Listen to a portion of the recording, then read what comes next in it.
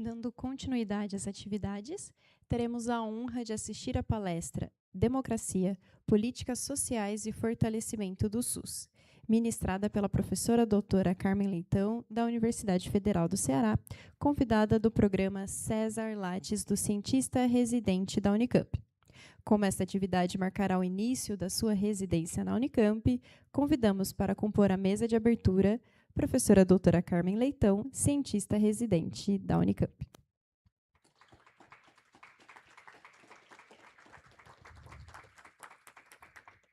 Professora doutora Maria Rita Donalício, vice-coordenadora do Instituto de Estudos Avançados da Unicamp.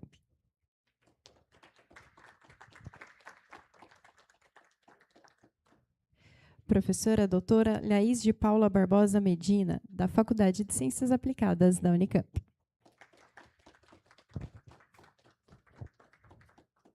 Passamos a palavra à professora doutora Laís de Paula Barbosa Medina, que mediará esta sessão.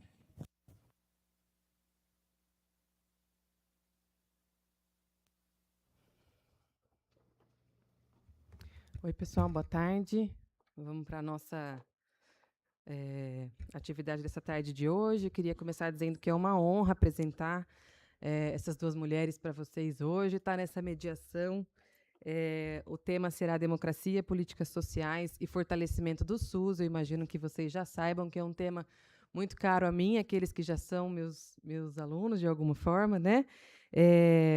Mas, mais que isso, eu tenho a honra de apresentar a professora Maria Rita Donalício, que foi minha professora durante a minha pós-graduação, então é uma alegria ter você aqui. A professora Rita é médica de formação, tem doutorado em Ciências Médicas pela Unicamp, pós-doutorado pela Universidade do Kansas, em Ecologia de Zoonoses, trabalha com doenças transmissíveis. Atualmente, ela é professora titular e orientadora também do programa de pós-graduação em Saúde Coletiva da Faculdade de Ciências Médicas da Unicamp, onde a gente compartilha, né, como colegas, as orientações de mestrado e doutorado por lá. Atualmente, a professora Rita está, então, na posição de vice-coordenadora do IDEA, ela vai apresentar um pouco o Instituto para nós. E, ao meu lado esquerdo, tem a professora Carmen Leitão, que atualmente está como cientista residente do IDEA, né? Também tem uma formação voltada para a saúde coletiva, então tem doutorado em ciência política, é psicóloga de formação, fez seu mestrado em saúde pública, atualmente é professora adjunta do Departamento de Saúde Comunitária da Faculdade de Medicina da Universidade Federal do Ceará e docente permanente do Programa de Pós-Graduação em Saúde Pública da mesma universidade, e está ocupando a posição de vice-presidente da Associação Brasileira de Saúde Coletiva, a Abrasco, que é uma associação que nos une como sanitaristas e muito nos orgulha e nos alegra. Ela também presidiu o 5º Congresso Brasileiro de Política, Planejamento e Gestão em Saúde e atualmente lidera o Grupo Poli Saúde. Eu gostei muito também, professora Carmen, de ver no seu Lattes que você fez questão de marcar que viveu 3 licenças maternidades e, como mãe, eu reconheço, acho que a professora Rita também teve essa experiência, e reconheço isso como uma etapa importante. Que bom que a gente possa pôr no Lattes da nossa trajetória. Então, muito obrigada pela tua presença aqui. É uma honra estar mediando essa mesa. Eu deixo vocês à vontade e retorno depois no momento das perguntas. Então, muito obrigada.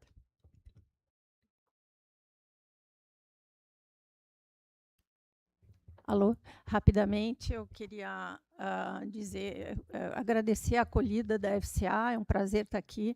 Já estive aqui outras vezes, também em atividades acadêmicas. É um prazer ver a Laís e outros colegas aqui.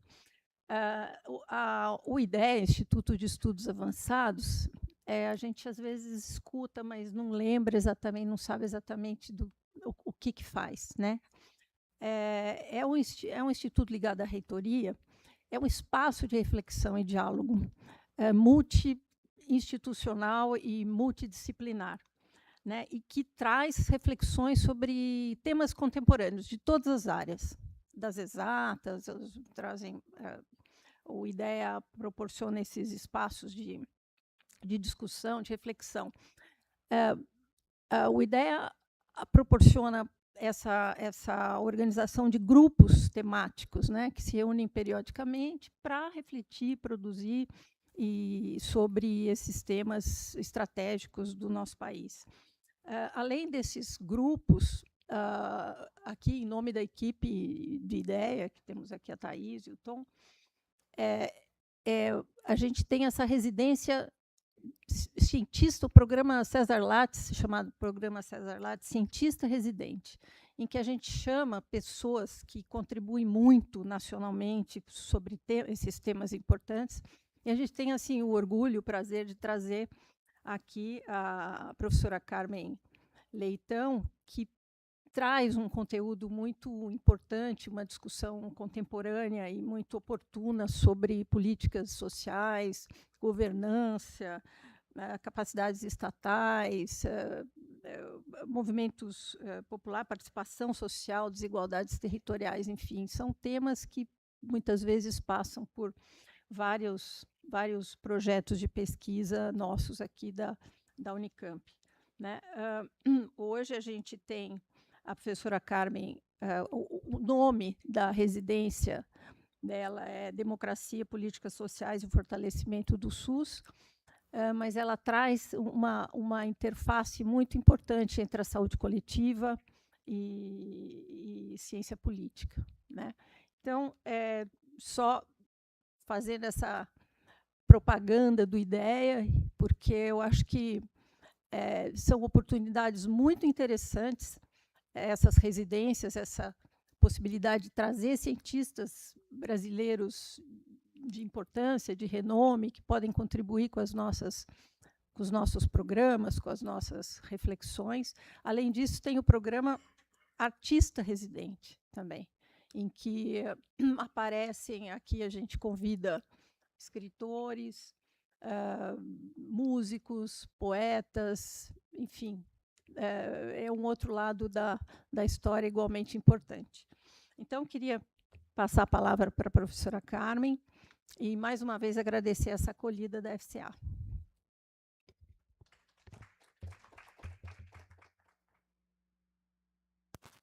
Oi, pessoal, bom dia, boa tarde. Então, agradeço demais assim, a confiança do IDEA, em nome da professora Rita, do professor Marco, Thaís, o Tom, a equipe que está aqui, e também toda a equipe, a casa que está nos recebendo aqui em Limeira, Jaqueline, Ricardo, e tantos outros. E vocês que estão aqui já no final do evento ainda continuam conosco aqui para uma conversa. Então,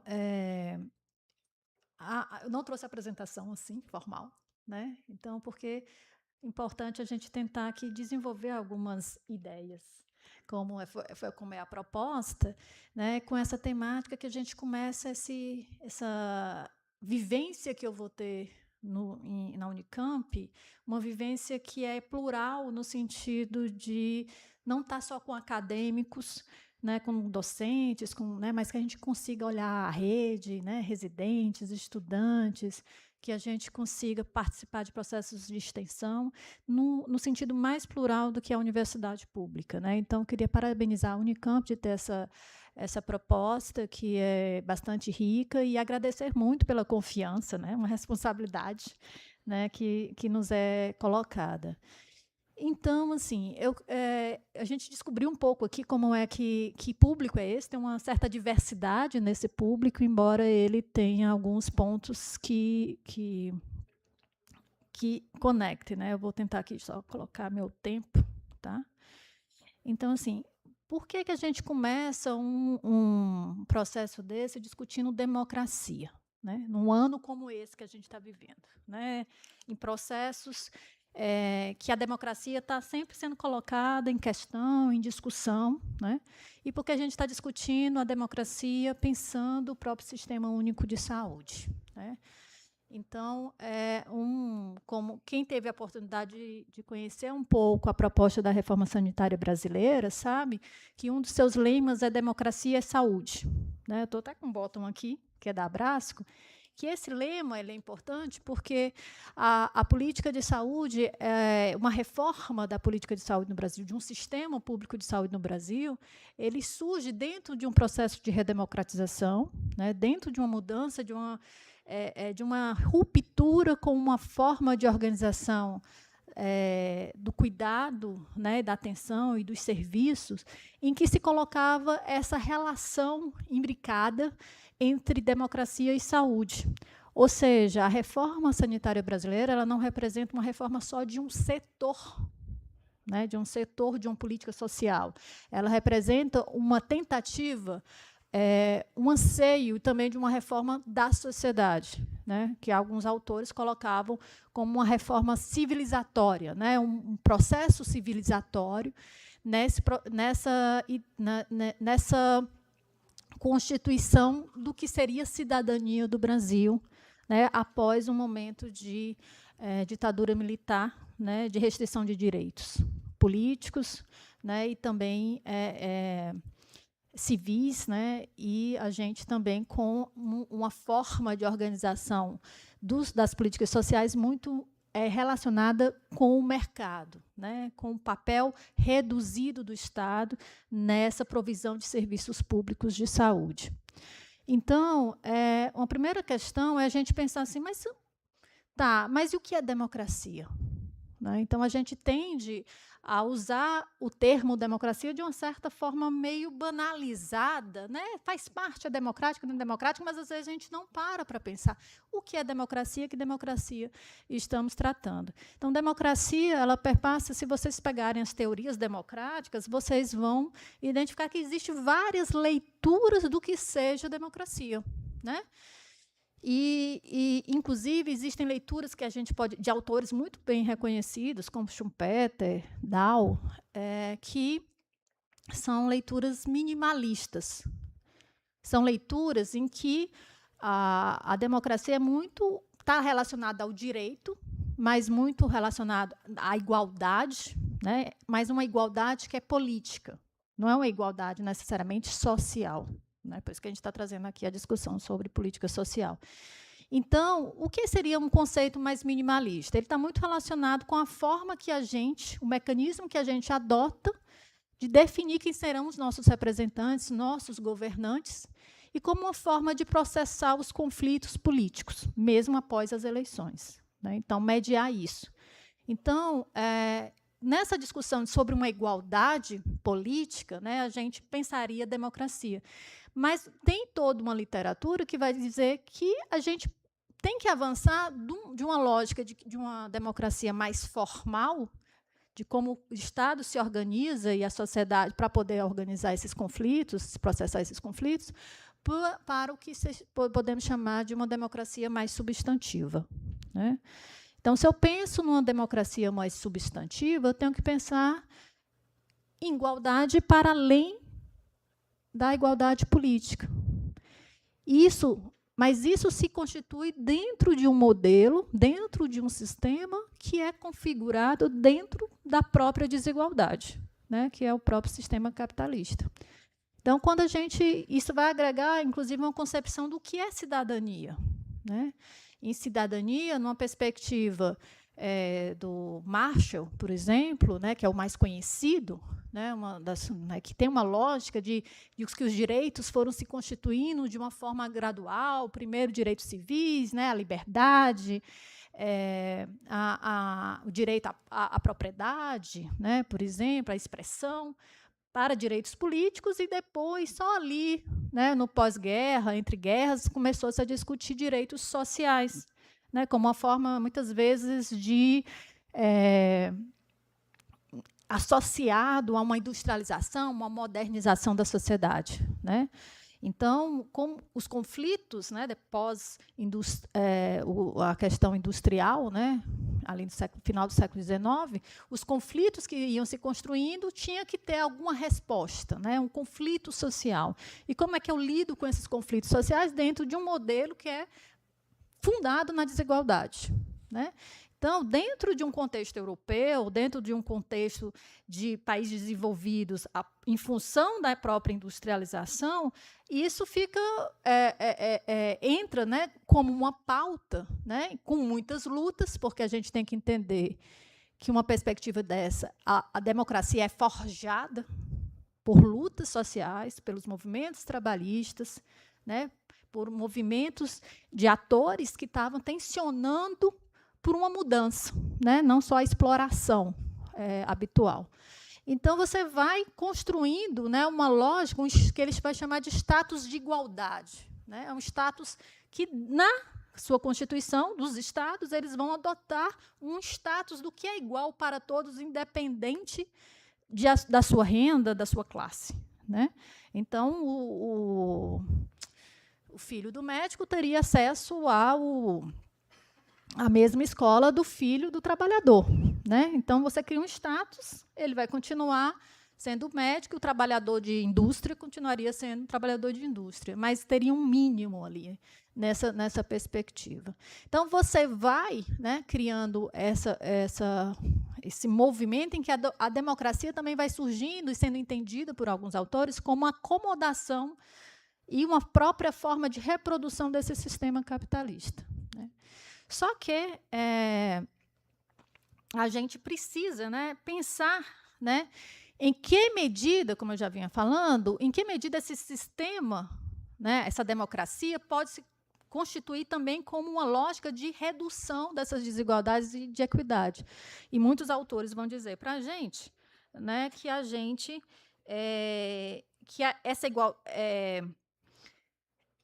que essa sociedade marcada por profundas desigualdades econômicas e sociais, não necessariamente a democracia vai resolver esse problema. Né? Então, é essa lógica. Em que medida a democracia gera equidade? Né? Em que medida, gente, política social, de fato, é só em contextos democráticos? Né? E aí, a gente olhando para a história brasileira, a gente vai perceber que os próprios direitos sociais no Brasil, eles surgem, inclusive, em contextos autoritários. Né? Quando a gente pega lá a Lei Elo Chaves, em 1923, ampliação de direitos trabalhistas, muito em função ali, num período, inclusive, de Getúlio Vargas. Né? Então, não necessariamente uma política social, ela precisa estar dentro de uma democracia. Mas, ao mesmo tempo, elas podem surgir dentro de uma democracia, mas, ao mesmo tempo, que política social é essa? Então, a gente tem que pensar que as políticas sociais também elas têm os seus tons. Né? Então, elas podem ser voltadas para um processo mais redistributivo ou não. Né? E a gente tem políticas que a gente conhece claramente, redistributivas, distributivas, né? Como o caso do próprio Sistema Único de Saúde. Então, a cidadania é a ponte que a gente constrói entre democracia e política social, né, que a gente defende nessa direção. Proteção social se ancora em direitos de cidadania. Quando deixa de ser favor ou concessão e se transforma em algo que pode ser legitimamente reivindicado. Então, a cidadania, nesse caso, é a chave para compreender a ligação entre política, social e a própria democracia. Nesse sentido, retomando o que eu já vinha falando, a política social não é neutra nem necessariamente redistributiva. Tudo o que recebe o nome de política social, nem tudo que recebe é inclusivo. Ok? Redistributivo orientado para os mais vulnerabilizados. Quando a gente pega o Sistema Único de Saúde, o SUS, ele vem com o seu princípio, né? Ele vem com essa ideia de igualdade e de construção de equidade. Então, ele vem dentro de uma política que é universalizadora, universalizante. Né? Então, se eu tenho uma política universal, que é para todos, e que eu tenho que olhar as desigualdades da própria sociedade, eu preciso repensar e rever que sistema é esse. Tá bom? Então, isso aqui era só uma pactuação inicial, conceitual, digamos assim, sem dizer muitos nomes de autores, mas para a gente se situar, né, que o SUS é uma promessa democrática que ganha uma forma institucional. Tá? E a gente vem num processo de implementação. Eu tive recentemente em Brasília, dentro de um trabalho que a gente faz há 6 anos com o Fórum Brasileiro de Enfrentamento das Doenças Infecciosas e Negligenciadas. São lideranças, movimento social, né, de várias partes do país. Né? E uma liderança dessa, do interior de Minas Gerais, que fez esse comentário, né, em função na percepção dele, como se os teus direitos fossem negados, né, diariamente, dentro desse contexto do SUS, e uma crítica. Né? Mas a grande questão é a seguinte: o que é que a gente tinha antes e o que é que a gente tem hoje? Né? E a gente precisa pensar o quanto a gente conseguiu implementar um sistema desde a década de 90 e o quanto a gente conseguiu transformar vários elementos, desde a atenção primária à saúde, desde a vigilância sanitária, vigilância epidemiológica, vigilância ambiental, né? Todas essas políticas, as políticas hoje que o SUS inclui da questão da população negra, população quilombola, né, e vários dos grupos mais vulnerabilizados, população em situação de rua. Então, a gente tem que ver todas essas questões com bastante atenção para entender, né, que esse processo, inclusive, de implementação dessa política no Brasil, como o professor Gastão Wagner fala, foi contra a maré. Porque a gente começa a implementar um sistema de saúde dentro de um contexto em que a gente estava vivendo, inclusive, crise dos estados de bem-estar social na Europa, né, e também de avanço do neoliberalismo na América Latina. Então, o que a gente foi construindo, né, com as forças políticas daquele contexto, né, esse sanitarista, esse papel desse sanitarista junto com alguns atores sociais e esse processo de ocupar o Estado, que agora se torna, dentro da sua Constituição, um direito, né, o seu dever cuidar da saúde e proteger as pessoas, a gente faz esse movimento de uma grande transformação, mesmo com contexto adverso. Não é à toa que o financiamento do SUS sempre foi um problema, né? Algumas questões de gestão do trabalho sempre não foram sendo resolvidas ao longo do tempo, problemas e desafios que permaneceram ao longo do tempo, apesar de seus avanços. Né? Então, dentro dessa linha, então, a gente está dentro de um sistema que vem sendo implementado, fortalecendo a ideia de uma democracia participativa, porque o SUS também ele se constitui com a ideia dos conselhos e das conferências de saúde, né, incluindo os diferentes atores nessa discussão desse sistema, e tentando, aí, apesar das adversidades, implementá-lo e construí-lo. Só que, aí a gente parte para uma etapa da conversa, a gente vive um contexto da democracia hoje, que o Zervosky vai falar, em crise. Né? Ou a gente pode dizer que a gente vivencia momentos em que a democracia é questionada, deslegitimada por uma grande parcela da população brasileira. E isso é um movimento que vem acontecendo não só no Brasil, mas também no mundo. Né? Então, o que a gente está vendo hoje, por exemplo, no próprio Estados Unidos. Né? O que é que está acontecendo? A gente não teve um golpe. Né? Recentemente, inclusive, pós-eleições, em 23, a gente não teve um golpe de Estado tradicional, até tentou, né? Mas a gente não teve um golpe tradicional como antigamente a América Latina tinha vivenciado, de uns golpes militares, de rompimento, de fratura da democracia por completo. O que a gente vivencia hoje é uma erosão por dentro. As eleições são mantidas, mas você está num processo intenso de questionamento das instituições da própria democracia. Há um processo de questionamento do papel dos poderes, de enfraquecimento dos poderes, da capacidade desses poderes atuarem como os freios e contrapesos, né, da ação do outro, né, de um questionamento do sistema eleitoral brasileiro. Então, são formas que, lentamente, você pode ir destruindo e fragilizando a própria democracia, e eu estou falando aqui nem especificamente das políticas sociais, estou falando aqui de coisas bem amplas, né, mas que vão repercutir nas políticas sociais que nós temos hoje no Brasil. Né. Então, eu queria ressaltar que a gente vive um contexto de crise de representação e frustração com a democracia. O que é que a gente fala? Assim, o eleitor, né, o cidadão, ele não se identifica tanto mais com seus representantes. Ele questiona os seus próprios representantes, sejam eles os legislativos ou seja ele do executivo. Há um movimento de menos pessoas quererem votar, né? E uma outra questão que se coloca diante disso é uma certa sensação legítima, né, de que as coisas não mudam. Seja um político, ou um partido ou outro, as coisas não mudam. Né? Por que as coisas não mudam? A condição de vida não muda, né? Porque também a gente até perdeu, de certo modo, algumas alternativas de disputas de grandes projetos políticos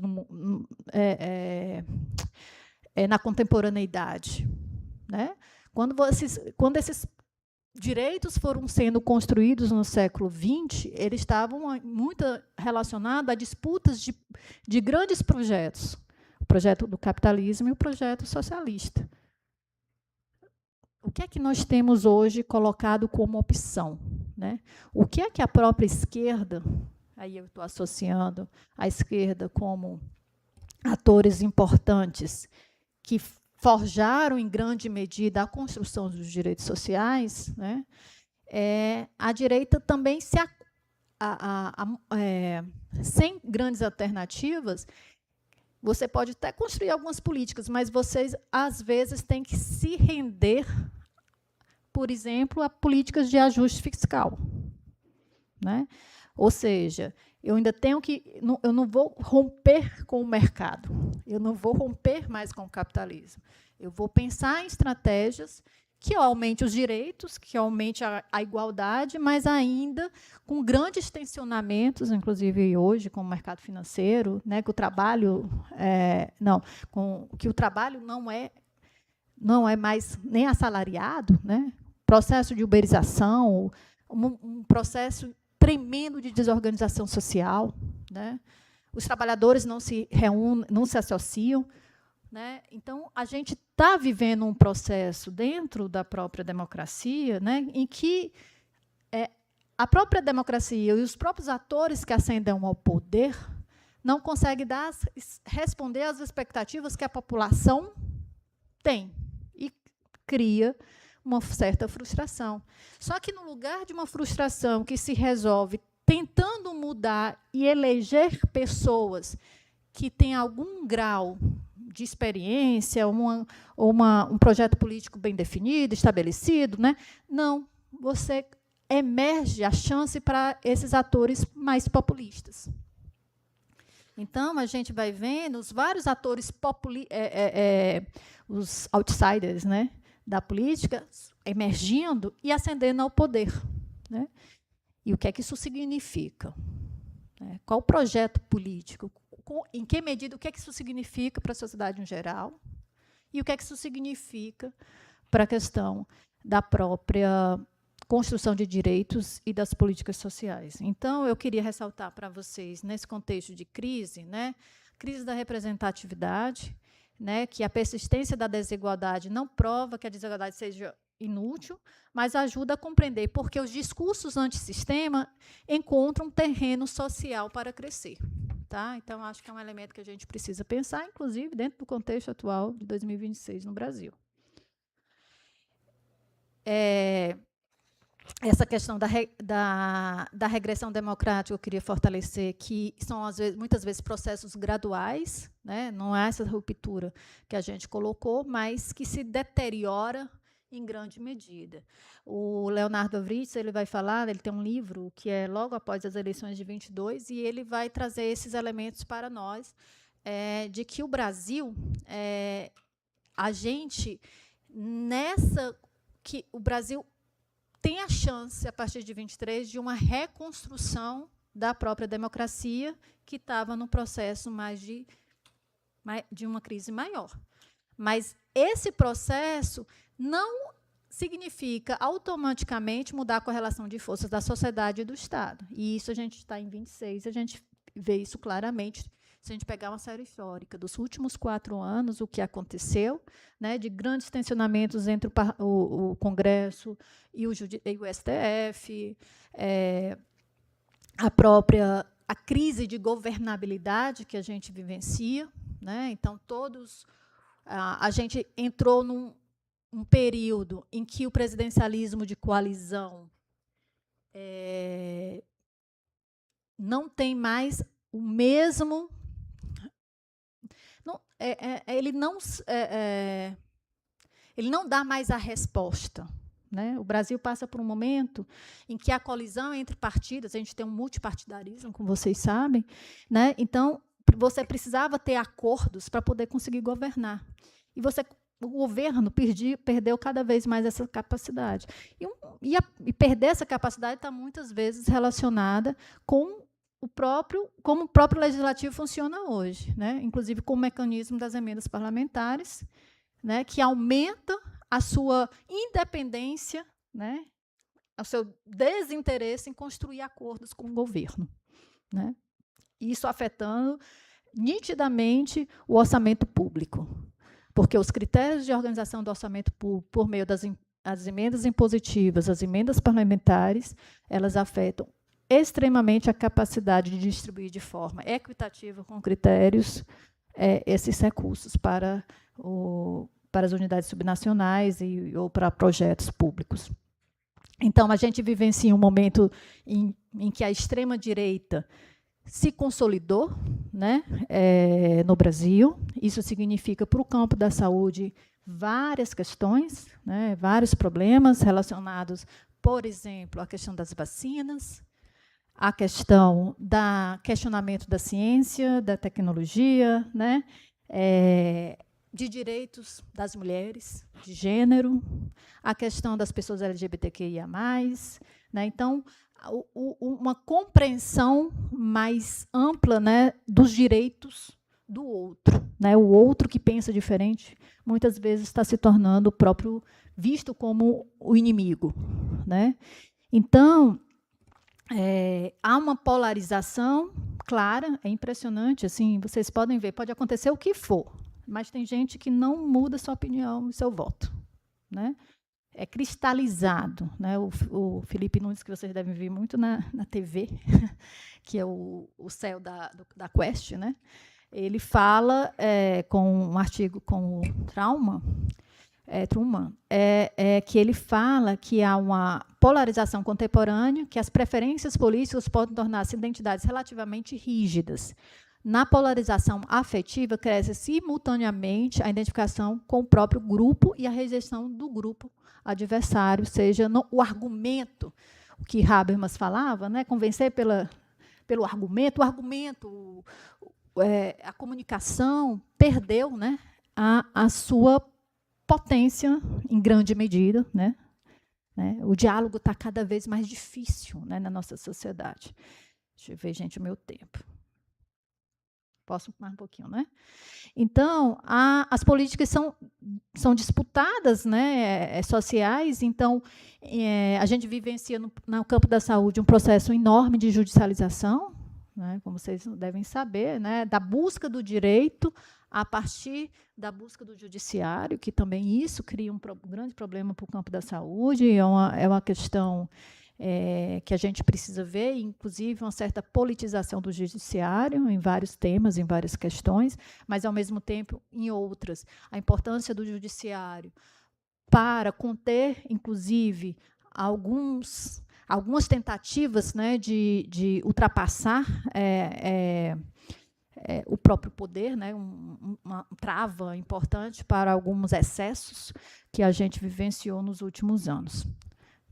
A exemplo, a própria pandemia, né? A gente vivenciou um caos na própria pandemia, e que, se os estados da federação não tivessem assumido um papel de liderança, de coordenação, né, tem muita literatura que vai falar disso, que houve um processo de descoordenação federativa, né, porque a gente sempre espera que a União assuma esse lugar de coordenação das políticas públicas, sociais, e houve uma isenção da própria União, do governo federal nesse sentido, né? Então, Os estados, os entes subnacionais assumiram muito esse papel, e, inclusive, requisitando do próprio STF esse papel que foi colocado, porque nós estamos numa federação e os governos subnacionais também têm as suas responsabilidades e competências com relação a essas questões. Então, o orçamento está no centro da distribuição do poder, né, e está em disputa, né, e um outro elemento é a própria questão da participação social, né. A participação social no mundo todo, os movimentos sociais estão mais fragilizados, né. Você também tem movimentos sociais não só de esquerda, você também tem movimentos sociais de direita, né, e um ativismo importante, crescente com relação a isso, e também as formas de participação que a gente precisa pensar, né? Um uso cada vez mais crescente das redes sociais, que é uma manifestação de opiniões, de interesses, né? Mas que não é canalizado numa disputa comum ou como ação coletiva, né? Então, isso é algo que a gente precisa pensar, né? Que isso já vem sendo discutido, inclusive, desde as jornadas de junho de 2013, quando você vê aquele movimento todo disperso, né? Atores de diferentes campos, diferentes lugares, fazendo toda aquela manifestação, inclusive, de uma insatisfação geral, né? Inclusive sobre os serviços públicos, né? Mas ali se traz elementos que até hoje a gente tenta discutir, inclusive como uma abertura importante, como um dos marcos importantes de uma crise maior da democracia no Brasil. Acrescido de contestação das eleições de 2014 pelo Aécio Neves, pelo processo de impeachment de Dilma, da forma que foi se construído, né, e outros elementos, né, a própria vitória do Bolsonaro, né, e outras questões que podem ser colocadas como marco nesse processo. E hoje a gente tem uma outra questão fundamental, que é o uso da IA. Vocês tiveram na programação alguma coisa de IA, não foi? Hoje está em questão a IA e eleições, né, mas como a IA generativa, em especial, ela também afeta, né, a opinião do outro, né? Vocês viram uma IA que criaram a Dona Maria? Vocês chegaram a ver a tal da Dona Maria? Viu? A Dona Maria é uma senhora negra, popular e tal, e ela vai para a rua e coloca toda a sua indignação, né, com o governo, com não sei o quê. Era uma IA. Mas mesmo as pessoas sabendo o que é IA, a mensagem foi passada, né? A mensagem foi passada. Então, vocês estão vendo aí já nas campanhas, nas pré-campanhas e nas campanhas, o governador Zema, vocês viram aqueles também criando uns personagens, né? Usando as imagens do pessoal. Vocês viram isso? Não? E usando as figuras, os diálogos entre ministros do STF, né? Tem até candidato agora de sunguinha branco, né? Saindo, sensual e tal. Então, outros, né? Próprio governo atual. Então, usando, né? Quando o governo Lula colocou aquelas questões, por exemplo, junho do ano passado, quando começou trazer aquelas imagens usando IA, que era tipo combatendo o Congresso. Vocês lembram disso? Relacionado aos ricos, né? O parlamento meio contra os direitos dos trabalhadores. Vocês viram isso? Então, como é que essa IA vai chegar essas IAs generativas, elas vão chegar afetando ideias. Existe um livro que eu aconselho quem tiver interesse, que é o Ricardo Mendonça, o Vigílio Almeida e o Filgueiras.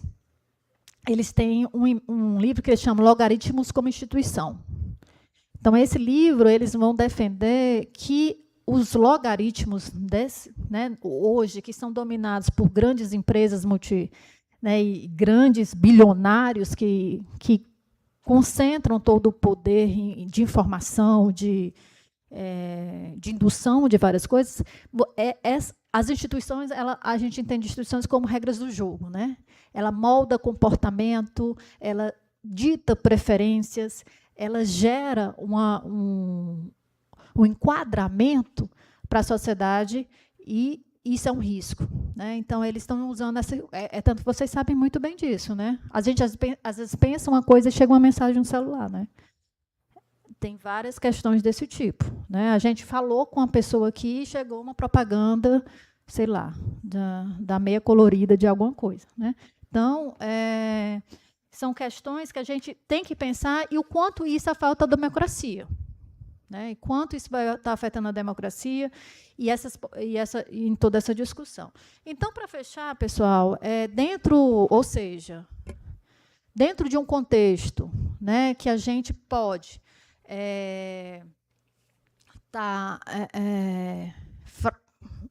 vou dizer, frágil da democracia, né, ou em que ela está em risco, né, quais são os desafios a gente pensar políticas sociais, o Sistema Único de Saúde, nesse contexto, né? O que é que a gente pode fazer? Então, um dos desafios que a gente tem que colocar é recolocar a igualdade no centro da democracia. Eu acho que isso é uma questão importante. Isso perpassa por uma outra discussão da ciência política muito relevante, que é os tensionamentos e o próprio... eu falei um pouco dos movimentos sociais, a gente precisa, né, a gente tem uma discussão, uma ampliação, inclusive na saúde coletiva, com relação à discussão sobre interseccionalidade, né, a importância do reconhecimento, a importância das questões de gênero, das questões étnico-raciais. Isso é uma questão que mobiliza grupos importantes, mas isso não... um grande desafio é como isso não descola de uma luta por redistribuição, né, por uma luta também por igualdade de renda, que é algo fundamental nessa perspectiva de construção de igualdade social, né, e de cidadania que a gente vem falando. A gente tem um desafio de sustentar os direitos que nós temos adquiridos ao longo do tempo. Mudanças em políticas sociais, elas acontecem não só por rupturas, existe toda uma literatura também que vai trabalhar com mudanças graduais, ou seja, as mudanças elas podem acontecer devagarzinho, mas elas podem ser muito substantivas. Então, um direitinho que eu perco aqui, um direitinho que eu perco aqui, pode construir grandes inflexões nas políticas sociais, inclusive no Sistema Único de Saúde. Se vocês já tiverem acesso aos programas de governo, vocês vão ver sutilmente, às vezes, inclusive com a entrada do setor privado, de uma lógica liberal muito mais forte no contexto das políticas sociais, inclusive na saúde. Reconstruir a capacidade democrática de decidir prioridades, ou seja, quem participa, quem está ausente, sobre o que se decide, e como essas decisões estão se alterando a vida das pessoas. Então, a gente é um grande desafio. Todos são grandes desafios, né, gente? Assim, às vezes a gente fica até... O que é que eu faço? Mas nós somos sujeitos, né? Como a própria Sônia Fleury fala, né? O próprio processo de reforma sanitária brasileira, ele requer, a professora Rosana Onoka, aqui da Unicamp, requer a presença de sujeitos, né? Sejam sujeitos que estão no trabalho, sejam sujeitos que estão no movimento estudantil, sejam sujeitos que estão, né, na gestão, né? Então, nós somos sujeitos, né? Então, como é que a questão é como nós nos organizamos tal como, né? Estou terminando, gente. Construir governabilidade sem abandonar um projeto político. Isso é um grande desafio, especialmente para quem estiver no executivo, que assumir com compromisso social, é óbvio. Né? Como é que eu ganho governabilidade sem ceder tudo? Né? Como é que e aí a gente está num processo que a gente está olhando muito para a eleição do executivo, mas a gente precisa estar muito atento para as eleições no legislativo. A grande disputa hoje é quem vai dominar o Senado, né? Como é que vai ficar a configuração do Senado brasileiro após as eleições. A gente, que em grande medida nos últimos 4 anos segurou, né, fez um contrapeso para outra Câmara, né, Câmara dos Deputados. Articular, garantindo, né, políticas que considerem as populações vulnerabilizadas, né? Então, a gente tem vários desafios relacionados à população indígena, população quilombola, ribeirinhas, a população de rua. Então, a gente precisa pensar nesses grupos, de um modo geral, garantindo também, ao mesmo tempo, um sistema público de saúde que atenda, né, de forma equitativa, integrada, todas as necessidades. Então, dentro da saúde, se a gente fosse entrar, a gente tivesse tempo, a gente ia discutir um monte de coisa que é preciso ser feito para isso acontecer. E reconstruir, eu já adiantei aqui, reconstruir sujeitos coletivos e a base social do SUS, né? A gente precisa, de fato, pensar...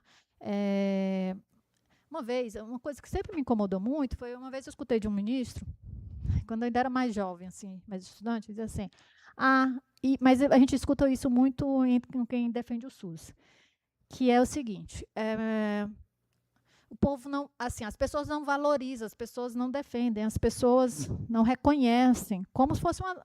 Gente, é porque esse povo é quem está entrando no serviço. É a vivência também, não é só a mídia também contribui muito para uma imagem negativa do SUS, né? Mas também tem muita gente, o SUS é muito bom para quem consegue entrar nele, mas essa demora do tempo, o privado é um pouquinho melhor do que o SUS, gente. O setor privado é um pouquinho melhor do que o SUS, ele precisa ser só um pouquinho melhor.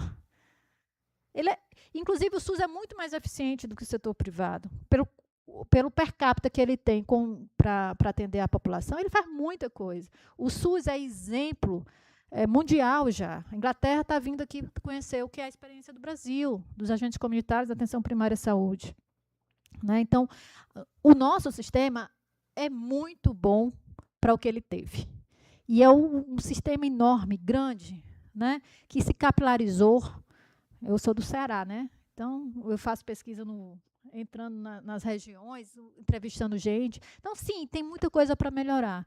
Mas na medida que a gente também não reconhecer o que já melhorou e que a gente precisa construir algo coletivamente, também isso tende a não... a gente tende também a não sair do lugar, né? Então, saúde é democracia, não apenas porque o SUS nasceu da democratização, mas porque uma democracia substantiva precisa criar condições para que os direitos sejam efetivamente exercidos. Então, a gente continua dizendo que saúde é democracia, que a saúde é determinada socialmente, que a gente tem um compromisso teórico, acadêmico, também com a redução de desigualdades sociais no Brasil e com as políticas sociais do Brasil. Então, a gente precisa se pensar, enquanto a maioria de vocês são pós-graduandos, a gente está no evento de pós-graduação, então que os estudos de vocês, os objetos de vocês, não precisam ser sobre SUS, mas estejam, mesmo que seja das ciências mais exatas que for, pensar em que medida a gente consegue contribuir de algum modo para o desenvolvimento desse país, seja econômico, seja social, tá bom? Obrigada, espero ter atendido aí as expectativas.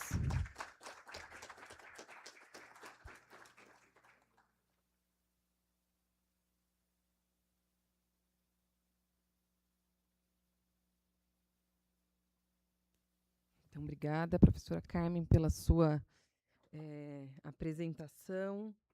Acho que nos provocou a pensar. Eu tinha até anotado aqui uma questãozinha que depois você fechou com ela, que é assim, como é que a gente pode pensar as nossas pesquisas, né, seja em qualquer uma das áreas que a gente trabalha aqui, nas engenharias, na administração ou na saúde, de forma a fortalecer a democracia desse tipo, da substantiva, né, e para gerar um impacto social distributivo. Então, acho que essa reflexão você provocou.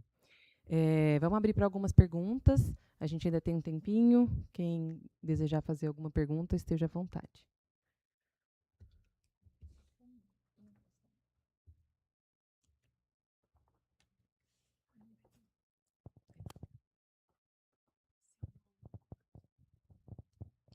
Boa tarde, Carmen. Tudo bem? Professora, meu nome é Lucas, administração, mestrado. Obrigado, viu, pela sua palestra. Muitas camadas para pensar. Nossa, é pouco tempo para falar sobre tanto assunto. Eu morei um tempo no Reino Unido e lá tem o NHS, né, que é um dos melhores sistemas também, igual ao do Brasil, assim, públicos de saúde, que o meu médico ele até ligava para mim, de tão bom que era o sistema lá. Ainda é, né? E minha dúvida é em relação à autonomia dos municípios. Como eu sou de Limeira, eu nunca tive problemas com atendimento no SUS aqui em Limeira. Às vezes demora um pouco, é normal isso. Minha tia também teve câncer de mama, foi muito bem atendida no SUS aqui de Limeira. E muitos exames, eu vejo que os exames, quando você não tem condições de pagar, a prefeitura paga. Então não é a União, não é o Estado, é a prefeitura.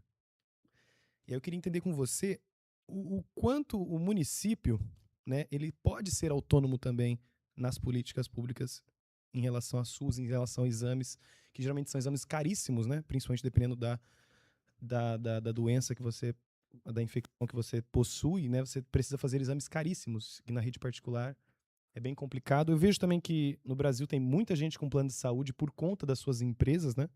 Mas se você não tivesse a empresa, se você não fosse colaborador, você não teria aquele plano, você não teria condições de pagar. Eu tenho até um exemplo na família, que a gente foi ver um plano para minha avó, era R$ 1.200, né? Então é bem caro um plano de saúde particular. Nós temos muitos desafios também, porque a população vai envelhecer, né? Já está envelhecendo nos próximos anos, o Brasil vai se tornar um país velho. Então é mais nesse sentido, né? E como é complexo o Brasil, né? Porque a gente precisa aumentar recursos para o SUS, com certeza, mas ao mesmo tempo nós temos um juros da dívida gigantesco, que está ocupando mais da metade já do orçamento, né? Juros do Tesouro, só para pagar os juros, né? Metade do orçamento é só para pagar os juros, porque a dívida é gigantesca, a dívida pública. E aí você vai apertando o orçamento para educação, saúde, vai apertando, previdência na nossa cara aí, talvez vai ter outra reforma da Previdência de novo, porque está aumentando também o gasto de Previdência. A reforma que teve em 2017 parece que não adiantou muito, porque 1 trilhão que foi economizado já foi gasto na pandemia. Então, é muitas camadas, mas é mais sobre a autonomia das prefeituras. Obrigado, viu? Vamos reunir mais algumas para a gente fazer um bloco, por favor? Acho que aqui, Débora, por favor.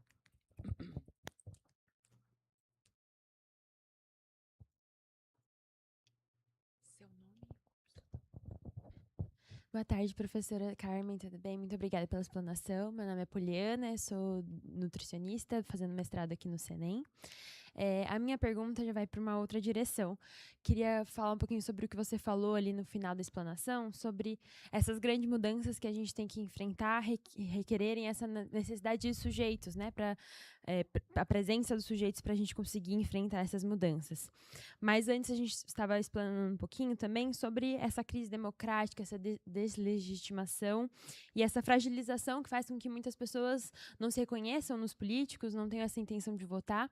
E pensando aqui, né, agora, né, um contexto de universidade, de pessoas majoritariamente mais jovens, e relacionando com o que você falou também das redes sociais, o que a gente vê muito é isso, né, dessa parcela mais jovem da população tendo esse interesse nessa manifestação de expor o que sente, mas não se organizando para fazer algo, né? De fato, tirar isso do papel e tornar ali, canalizar em movimento.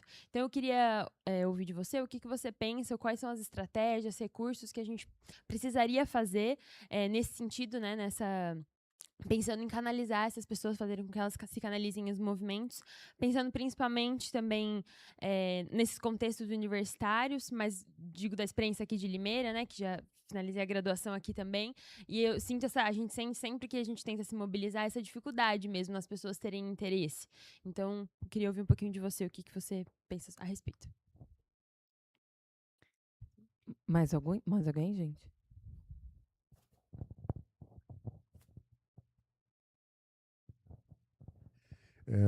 Boa tarde. Carlos, Senem, mestrando.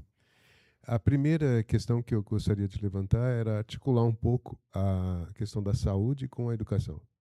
A educação, nós passamos recentemente por uma greve aqui na Unicamp, não só da Unicamp, mas das estaduais, né? Forçando um pouco a barra para fazer mais investimento, para que houvesse mais investimento. E aí algumas vitórias, né, inclusive para funcionários, para discentes, né? Não houve grande participação, gigantesca participação dos docentes. O número de sindicalizados, segundo a do Unicamp, é muito baixo, né? Esse é um dos pontos que a gente percebe e quer conversar também. A outra coisa que eu gostaria de colocar é a seguinte: a senhora falou do capitalismo, bem-estar social em determinado momento, mas a partir de 80, ele pega uma cara neoliberal que vem com tudo para cima dos direitos humanos, dos acessos, né? E aí a paulada é gigantesca, né?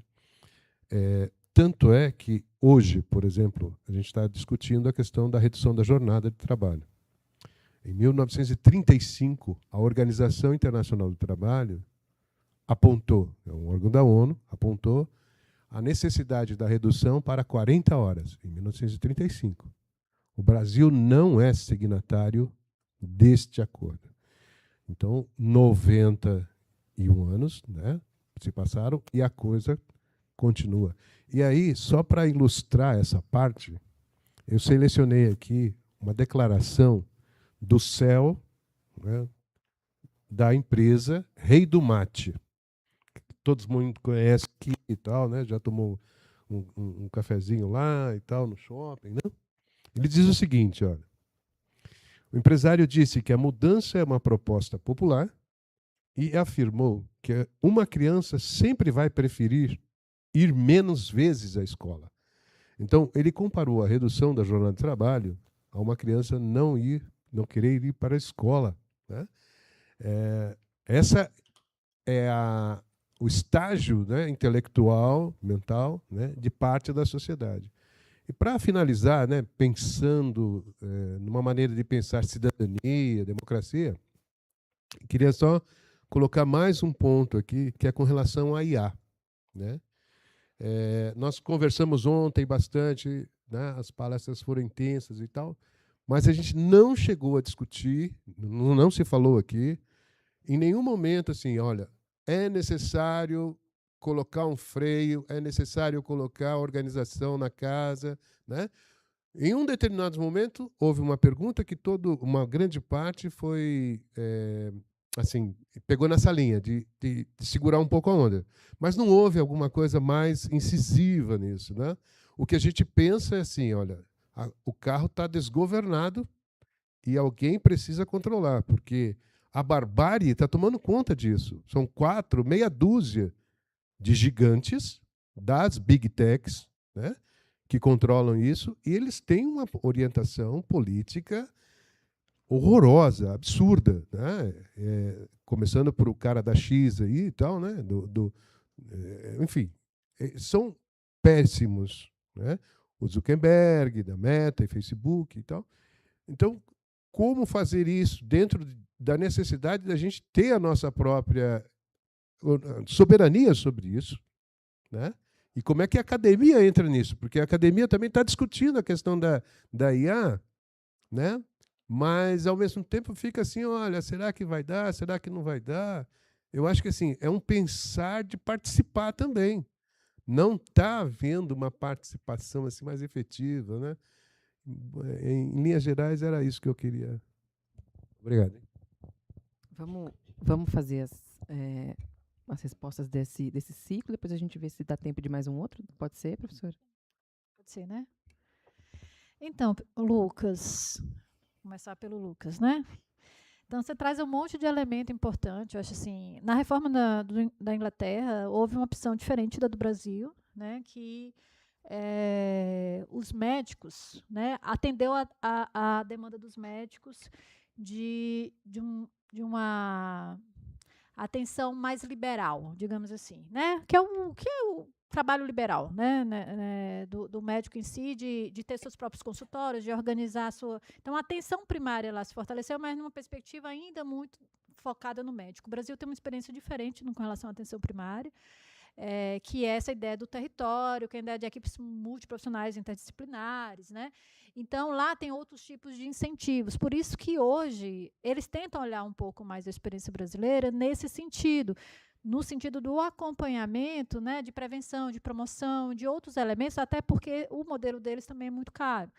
Então, são questões, né, que a gente aprende muito com o sistema inglês, a gente se inspirou em grande medida no sistema inglês, no sistema universal, e, ao mesmo tempo, também a gente tem as nossas vantagens, nossos elementos importantes.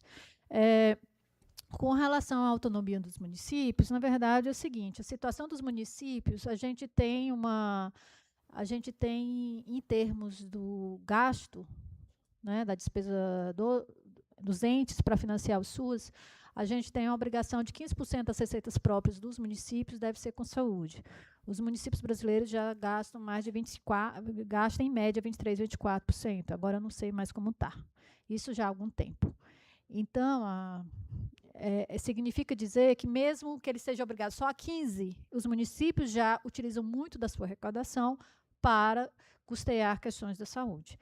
A questão é que os municípios brasileiros são o ente que menos arrecada, certo?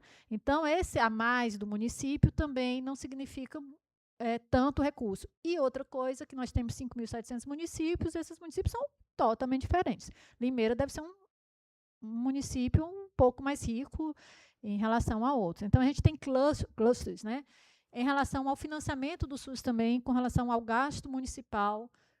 O gasto municipal, quem arrecada mais tem mais possibilidade de também financiar mais, né? Então, a porcentagem, inclusive, é relativa, né? Porque dependendo do que eu arrecado, pode ser mais recursos per capita do que outros, né? Então, tem esses elementos que a gente precisa ver, mas os municípios já fazem esse movimento, mas o grande desafio do Sistema Único de Saúde é a questão da regionalização, porque esses 5.700 municípios, 70% desses municípios são de pequeno porte, até 20 mil habitantes. O sistema é tão complexo, que eu não tenho como ter todos os serviços de saúde dentro de um município pequeno, né? Então, eu preciso construir políticas de cooperação entre os municípios, entre os entes, municípios, estados e União. Então, é um grande desafio nesse sentido, que é a construção da cooperação no sistema. E aí, a ideia de construção de redes regionalizadas de saúde e a política de regionalização, que também precisa ser melhor, bem retomadas, até porque o que você está trazendo de atenção especializada, né, que é o, digamos, o apoio diagnóstico terapêutico e atenção especializada é um dos gargalos, e uma política só surgiu agora em 2023, uma política mais bem estruturada, agora tem especialistas, vocês devem estar acompanhando, inclusive para melhorar essas questões. Porém, a gente ainda tem grandes desafios, e se a gente não conseguir uma lógica de cooperação e de maior capacidade das regiões de saúde, e aí os estados precisam entrar para a construção dessa capacidade dentro das regiões de saúde, porque às vezes os municípios por si só não conseguem isso, né? Então, são várias questões. Os municípios são obrigados, os estados são obrigados, para quem não sabe, utilizar 10% das suas despesas, seus gastos próprios. Não, gastos próprios a partir de suas receitas.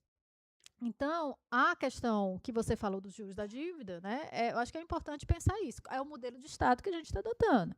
E aí são muitos interesses, né, porque tudo que acontece não tem dinheiro, a Previdência não funciona, até tem que fazer reforma da Previdência. Então, toda medida de austeridade gera mais austeridade. E não resolve por quê? Porque a gente ainda tem uma taxa.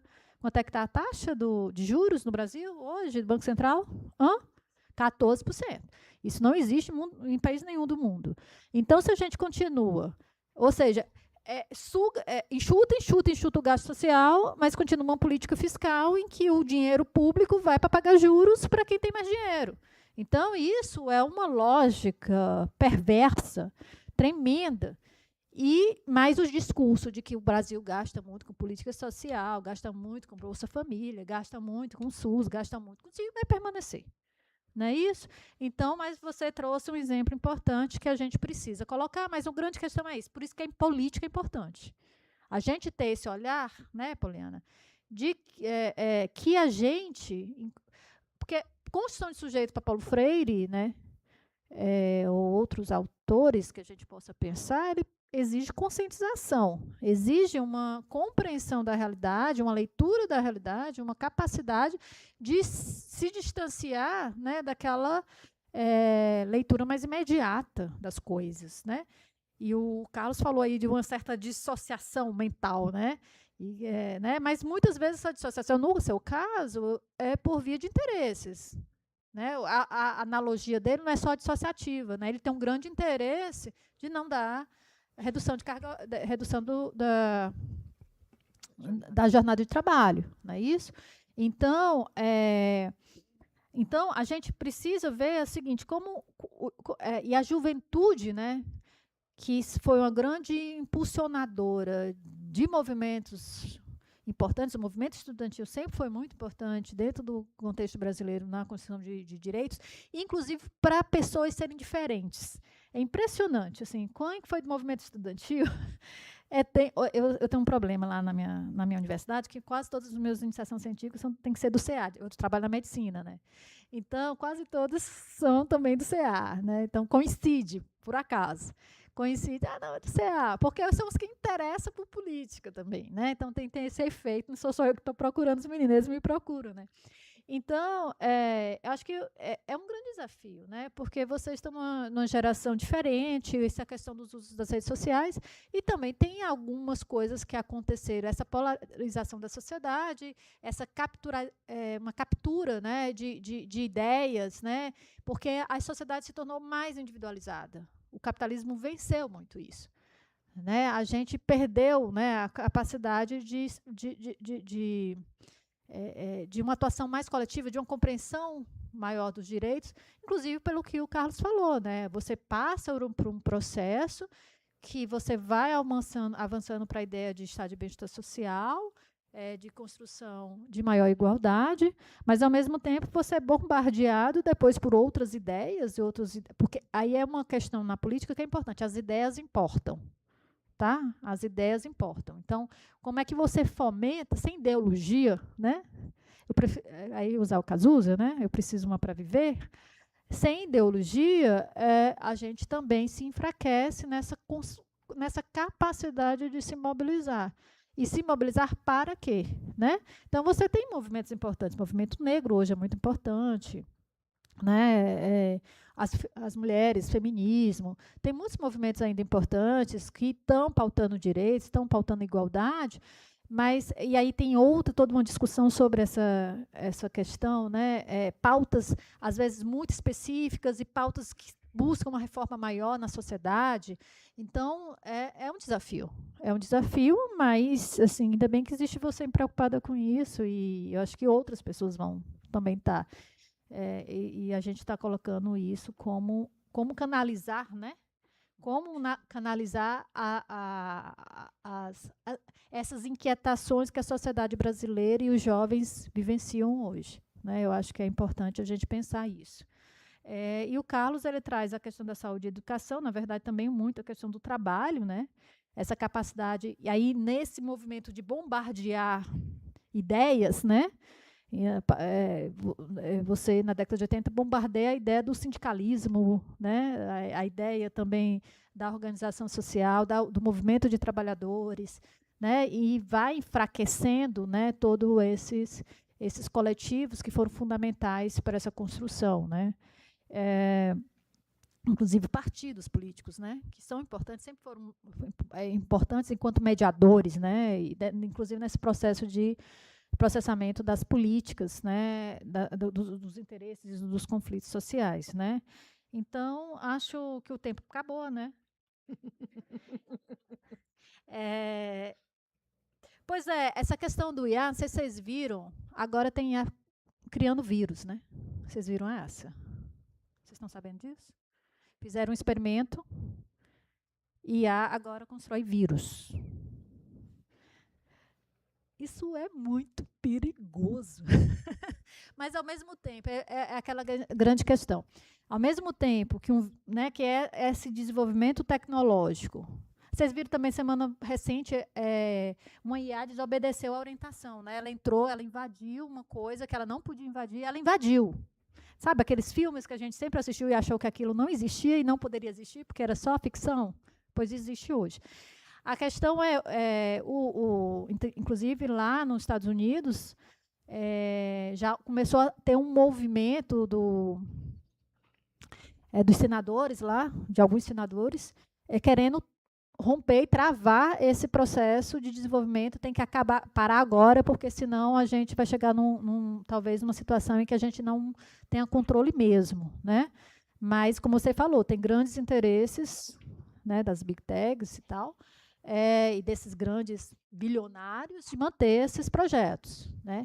Por um lado, a gente tem que pensar nas vantagens disso, né, e também travar tudo, mas assim, qual é a governança global, a governança nacional que a gente pode construir para dar algum limite, acompanhar, inclusive a questão das informações, né, a utilização de nossas informações, né, para todos os tipos de coisas hoje. E esse avanço de uma tecnologia que mudou, que está mudando, tem gente que diz que vai ser maior do que a revolução industrial, né? A gente está vivendo uma grande revolução hoje, a gente está vivenciando, e que a gente não sabe o que é que vai acontecer. Mas com estados frágeis, com a democracia frágil, em crise, com líderes populistas governando o nosso país,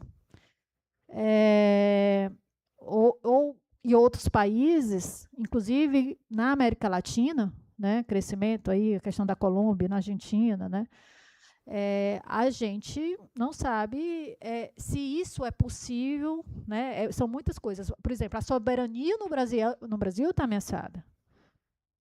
A nossa autoridade territorial está ameaçada, e vocês estão vendo isso diariamente, cotidianamente. É taxa, né?